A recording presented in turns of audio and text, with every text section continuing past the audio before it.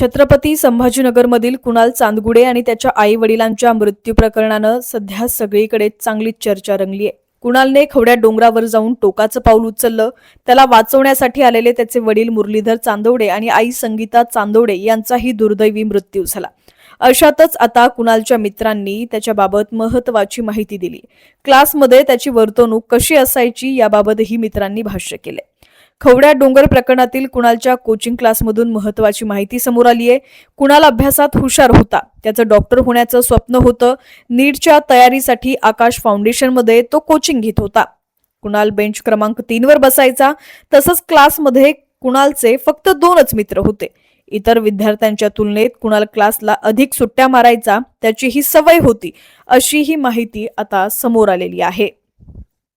कुणालच्या मृत्यूमुळे त्याच्या मित्रांना धक्का बसलाय.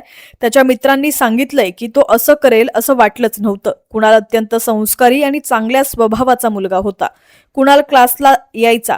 तसंच तो अभ्यासात हुशार आणि चांगले मार्क मिळवणारा विद्यार्थी होता. कुणालने कधीही कोणतीही अडचण किंवा तणाव मित्रांसमोर बोलून दाखवला नाही. आयफोन हे कुणालच्या मृत्यूचं कारण नव्हतं. नेमकं कारण आम्हाला माहिती नाही, असं विधान त्याचा मित्र हर्षद यानं केलेलं आहे. अधिकच्या अपडेटसाठी पाहत रहा HPN मराठी न्यूज.